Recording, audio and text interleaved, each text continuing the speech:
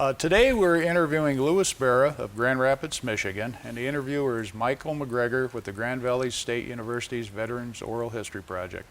To begin, Louis, when and where were you born? 1942, Detroit, Michigan. Okay, and did you grow up in Detroit? I did. And what did your parents do? My father was an arc welder. Unfortunately, job-related injury. I lost him when I was 5 years old. And then my mother worked basic domestic jobs while I was going through college. Okay. And you went to high school in Detroit? I did. And what school did you go to? I went to St. John Birchman's grade school and Servite High School. Okay. And after, well, during high school, were you aware of what was happening in Vietnam? Yes. Yes, I was. Did you pay much attention to it, or? Well, a little bit. I think I was interested in perhaps being a pilot. And so when I went on to the University of Detroit, the ROTC side of the house, if you will, I did initially apply for becoming a pilot. Why did you choose the University of Detroit? They had an engineering program where after your second year, you went on co-op. So you had an opportunity to apply the theory to an actual job experience, which also paid, which was helpful. Helped cover the tuition for the last 3 years. And then after that, you were pretty much guaranteed a job at that time. Okay, the program that you went through, was that seems like it was a little associated with like how the GMI, or the General Motors Institute would do? Pretty much, same thing. What did, so you, after the first year? Second year. After your sophomore year, you were able to co-op, and how did that work with your schooling and?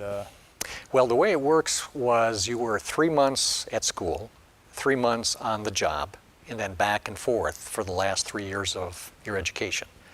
Now, the good part was, as I mentioned, you got paid for your experience, and you had pretty much a job guarantee at the end of that time period.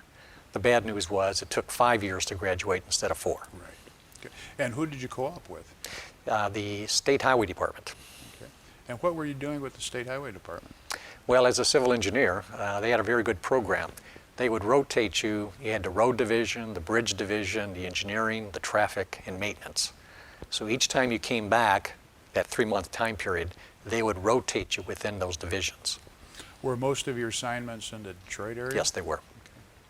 And during this time, you were in ROTC. I was. And was that mandatory for you when you enrolled in school as a freshman? For anybody studying engineering or architecture at the University of Detroit, it was mandatory for the first 2 years. Then after that, you could opt out or opt in for the advanced core. Okay, so after your first 2 years, you opted to stay in the Air Force ROTC? Why did you do that? Well, as I previously mentioned, I wanted to be a pilot. So I took the exam for that, passed that. But when I went out to Selfridge for the exam, I flunked the eye exam. They did offer me a position as a navigator, which I thought about briefly. And I said, well, having pursued becoming a civil engineer, I asked, did they have any civil engineering officer position? They said, sure. So that's the direction I went. Okay.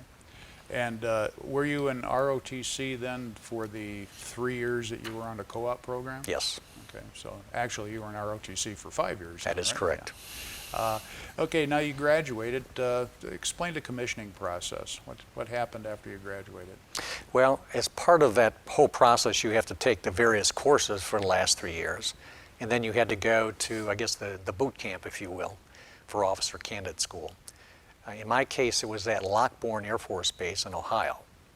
Upon completion of that, I was commissioned a second lieutenant, and then awaited orders for active duty.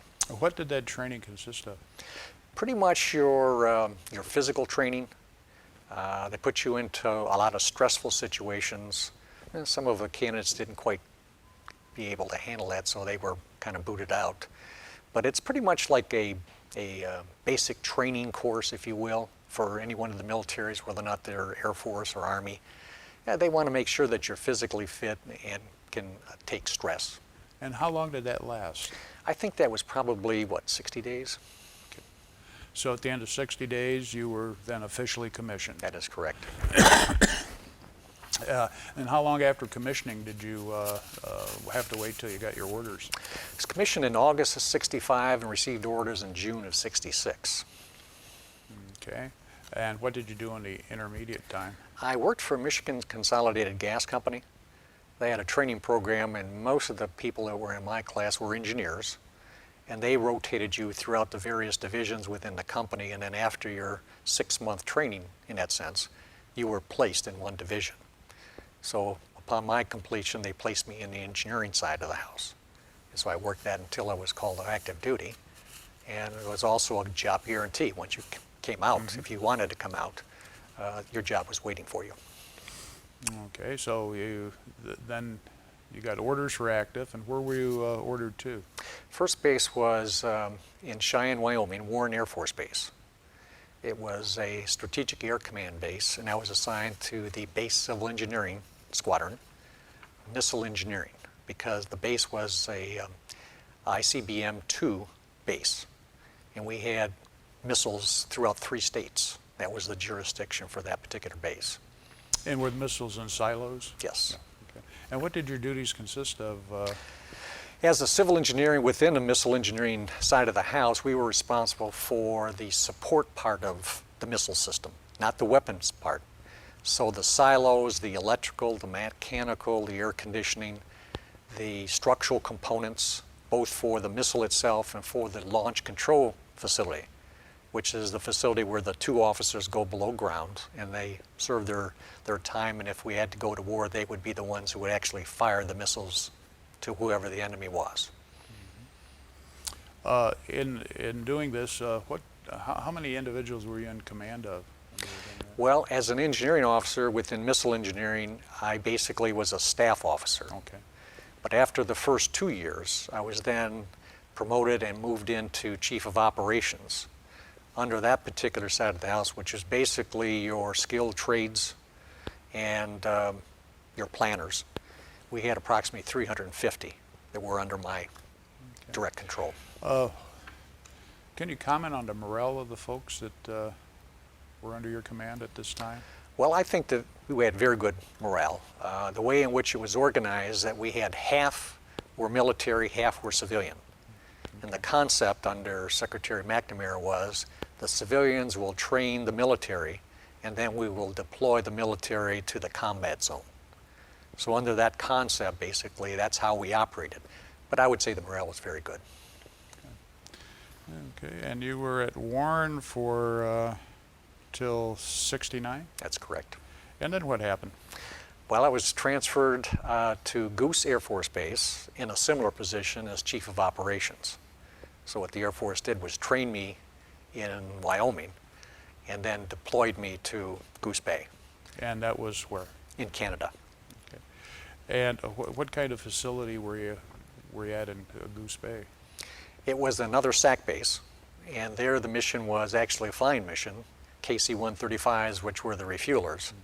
And that was the primary mission for that base. On the opposite side of the runway was the Royal Canadian Air Force. They were the fighters. And then we also had shared the airfield with Air Canada. So we had 3 components on that base. Okay, so you had Canadian military Yes. and civilian aviation at Right. the same place. Okay, Made it interesting. Did that result in any conflicts? No, it was very, very well organized, and the morale and the cooperation was very good. And as you were chief of operations as a captain. Correct. And what did your duties entail there? Well, basically the operational of the base, your electricians, your plumbers, your carpenters, your snow removal, what up there was very important, were all part of what we call the base operations. It's kind of like a mini city, if you will. And so anything that would occur on the base was basically, if it fell within that parameter, would fall within base operations, civil engineering base operations. And that was the component that I was responsible for. So basically you had to make sure that the infrastructure was working. okay. We also everything worked. We also had base housing. So anything that occurred in base housing was also our responsibility. And where did most of your problems come from? Well, a major component was snow removal. You couldn't control that, Right. whatever weather they threw at you.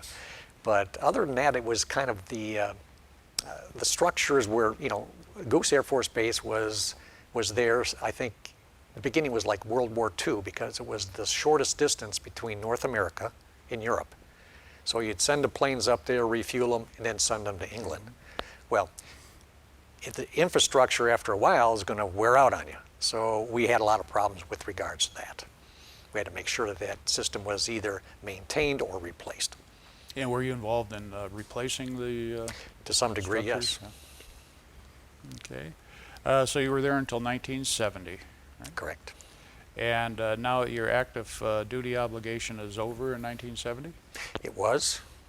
I almost went career. It was very close to going career because I really liked what I was doing. I liked the Air Force. And I decided, well, I'll come out because at the time, if you wanted to get an advanced degree, the Air Force at that time for at least civil engineering officers would want you to get a master's in engineering. I was interested in getting an MBA.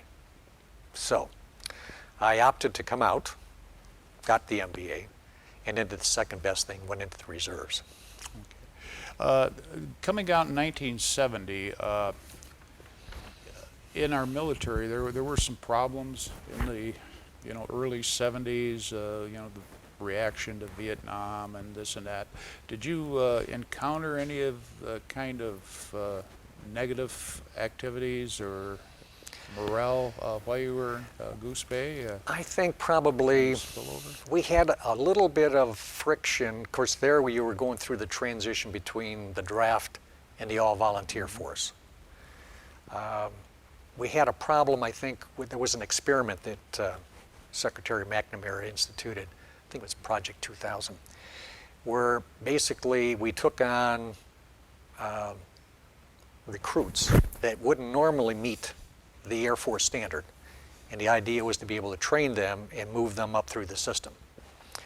Well, some of them came without the right skills and had difficulty passing the exams before they could be promoted. And so there was a little bit of friction there because some were not being promoted and thought somehow they weren't being treated fairly. So there's a little friction there.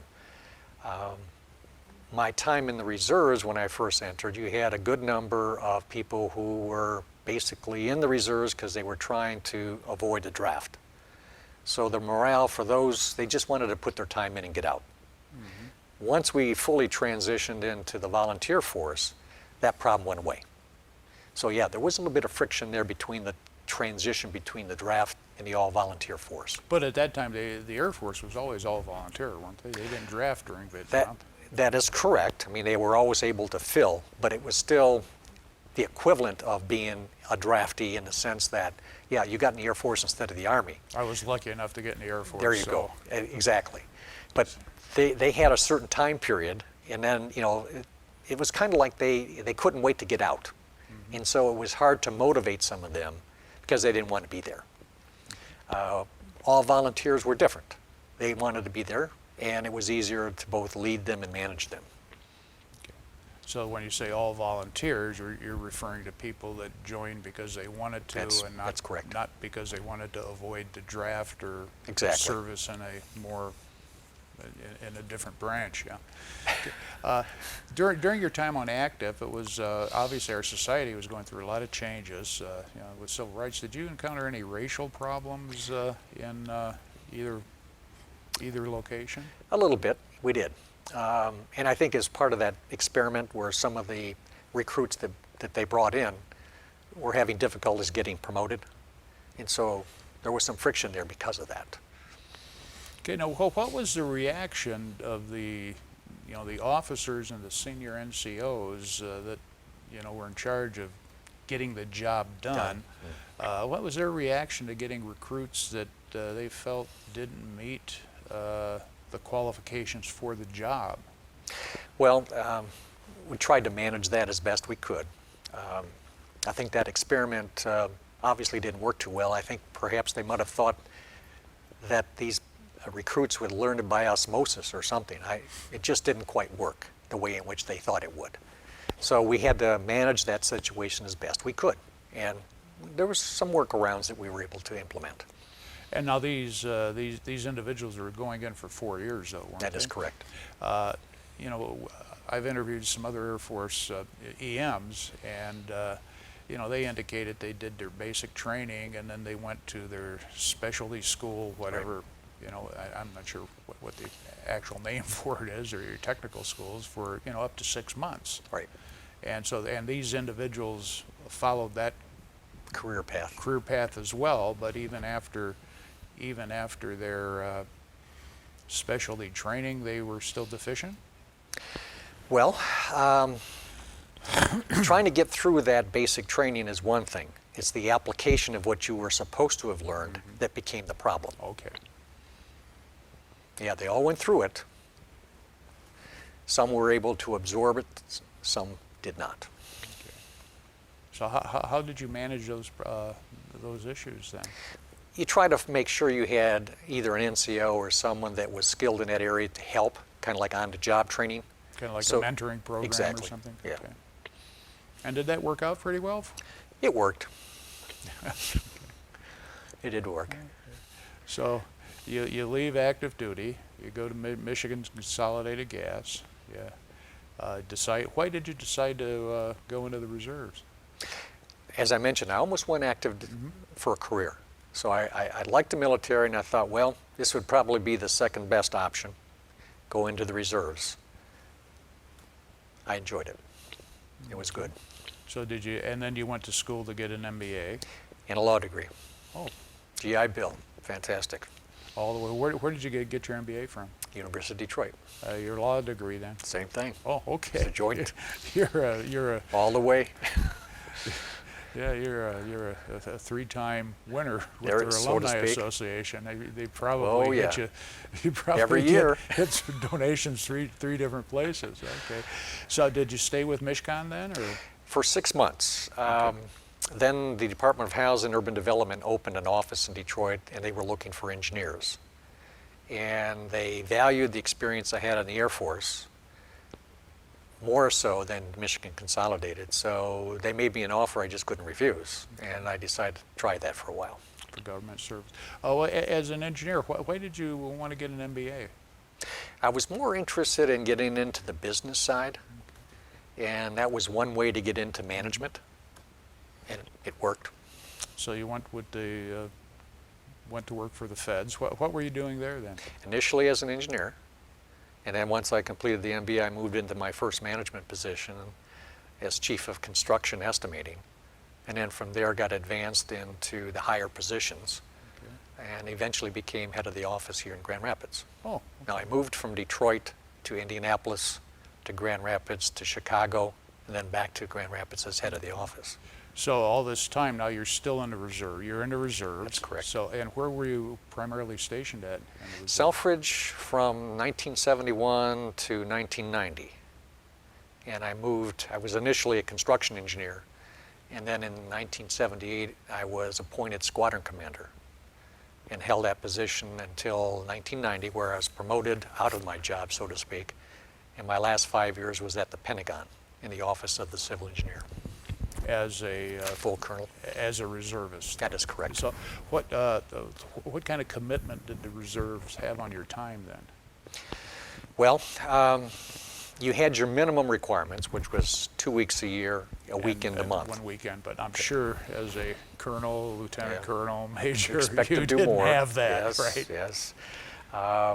Probably the Fridays for that weekend was an additional day that I had to commit because of the administrative requirements and the staff meetings. So that was at least 3 days.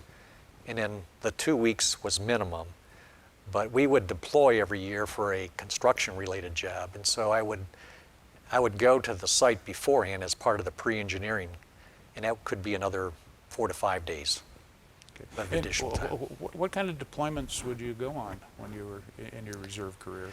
Well, every third year you had to go to Europe in support of NATO. And what they wanted you to do was to become familiar with the various bases so that if you were deployed, you were able to get operational in the minimum amount of time. The other 2 years, you would pull an assignment somewhere within the continental United States. And typically there would be a construction-related job that they wanted you to accomplish. the bases would look forward to you coming because you were virtually free labor. All they had to do was buy the materials. So we never stayed at Selfridge. We were always deployed to another base. So what kind of things would you do in the 2 weeks? Well, you could put up a building, a support building. You could rehab a particular building. Sometimes we demolished buildings. It varied. It was a full scope of different engineering-related projects. It could be electrical, mechanical, structural. So if I understand correctly, then every 3rd year you would do your annual training, if call it that, in Europe, and then the other 2 2 years, other years you would be deployed someplace else in the States, though, right? primarily. Where else overseas did you get to then? Oh, let's see, we were in Germany several times, Spain, Italy, England. Yeah, that was something to look forward to. Yeah. Yeah. How big of a squadron did you have? At its peak, we had about 250. At its minimum, 60. Now, of the reservists, these are individuals who had finished their active duty requirement and wanted to stay in the reserves. Primarily, Right, that's correct.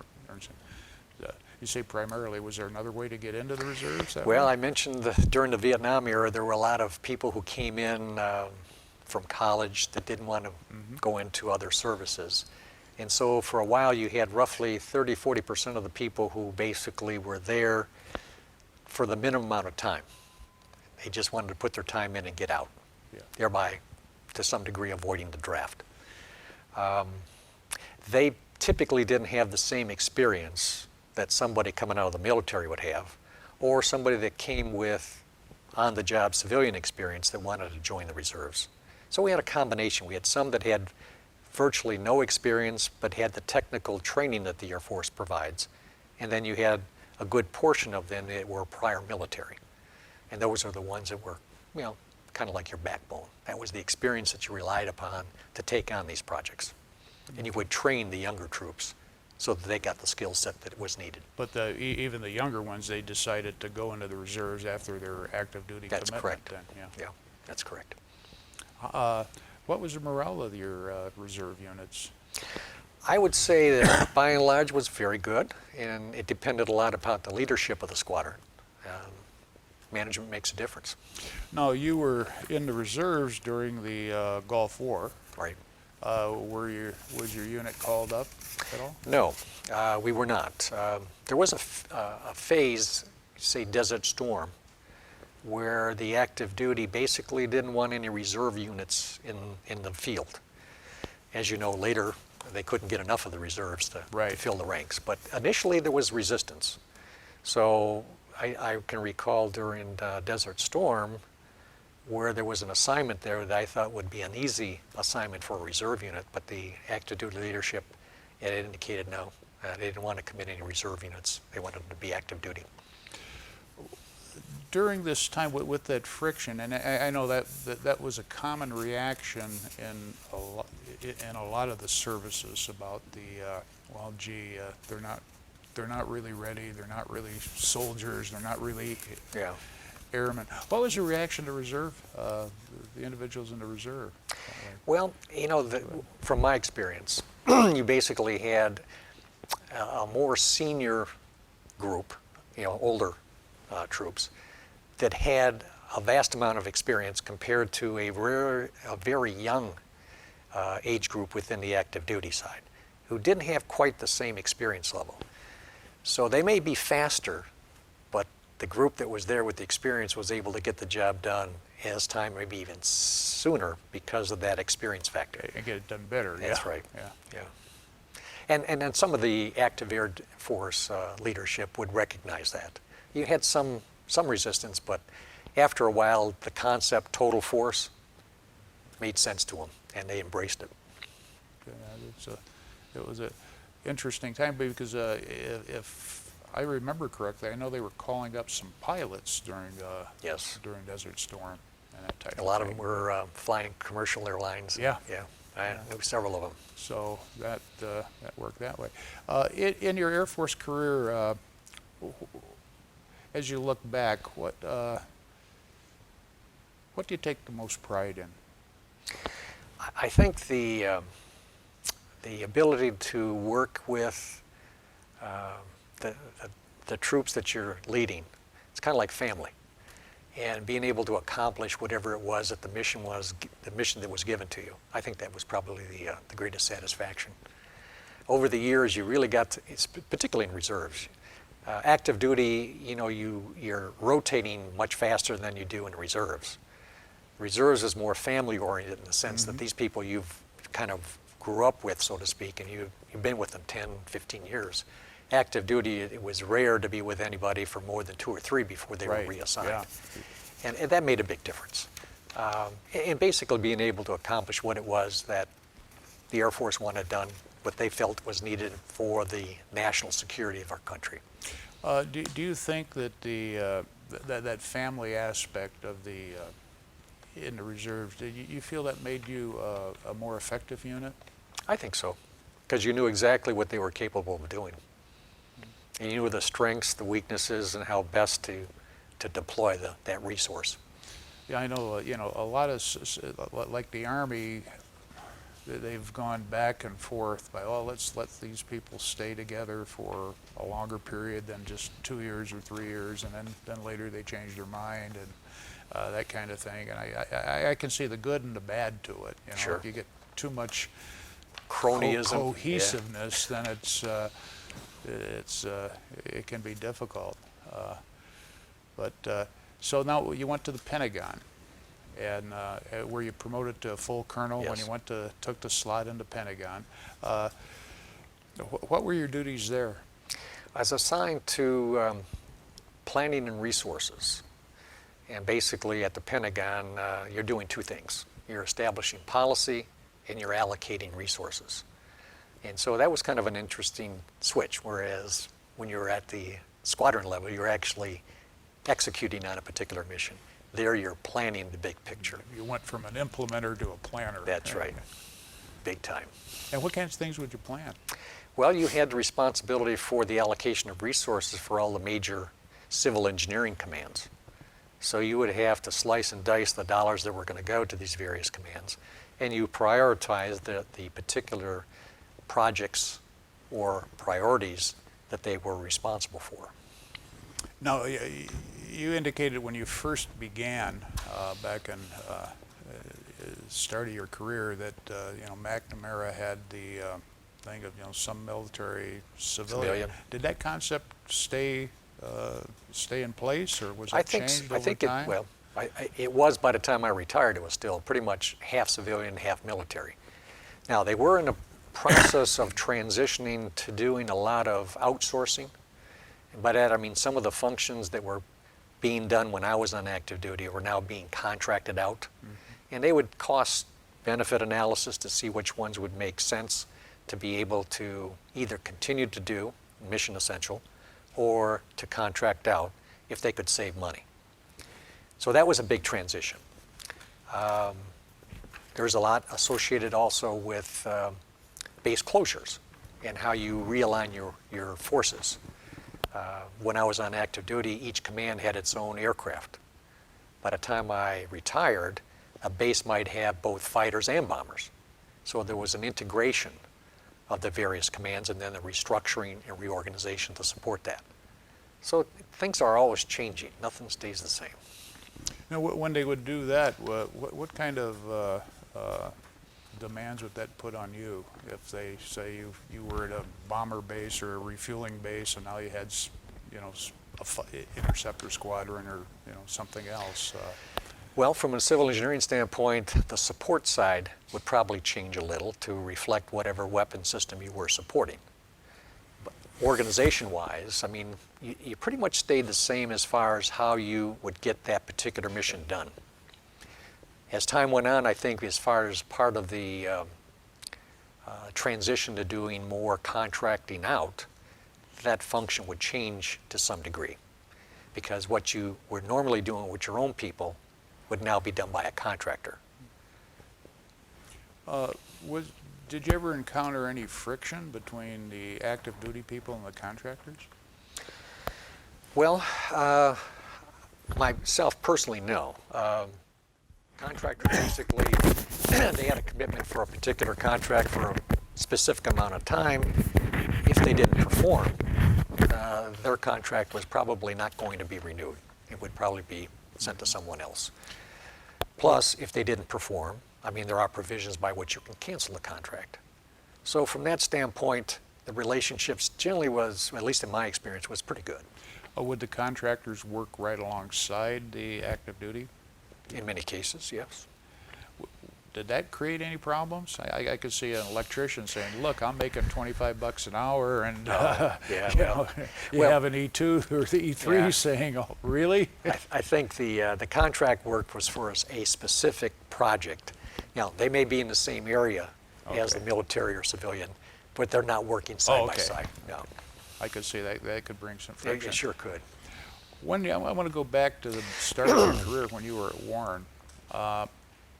Now you're supporting basically missiles over 3 states. Did that provide any anxiety to you, because you were like in the middle of a bullseye if anything ever happened? No, we never thought about that. I mean, if the enemy at the time would launch its mission, I mean, there wouldn't be much to worry about after that anyway. So no, it was never an issue. Didn't have any At least not with impact me. on it. Okay. Do you know if there was anyone else who had Not that I was aware of. bad feelings about that? Yeah, did you at that time did you encounter any protesters? Because I know we had the anti-nuclear movement has been hot and cold for many years, and every now and then you read about these nuns are getting arrested for cutting a fence on one of the bases or something. Did you encounter anything like that? No, we did not. Okay. The areas that we operated on when I was at Warren was Colorado, Nebraska, and Wyoming. And they were, by and large, pro-military. So we never had any protest for any of the sites that we had responsibilities for. Okay. How did you like the winters out at Warren? Oh, brutal. From a Michigan man. Yes, well, at least they'd say they'd send somebody north to another northern base. That, at least I knew what I was getting into. Yeah, that could be interesting. Now, the positive side of that was that you go 100 miles south into Colorado and into the mountains for skiing. It's perfect. Yeah. Very nice. Well, as you look back over your military career, would you have done it again? Absolutely. What was the biggest thing you took out of it? Well, as I mentioned, the feeling that you have accomplished something that was in the national defense, and the working relationships with the people that you had the responsibility for or worked with. It's kind of like, I wouldn't say a fraternity type of atmosphere, but it's a close relationship. I still have existing relationships with people that I was on active duty with, and you probably do too. I'd certainly like to thank you, Mr. Berra, for the interview. It was very interesting and informative, and appreciate your service to our country. Thank you.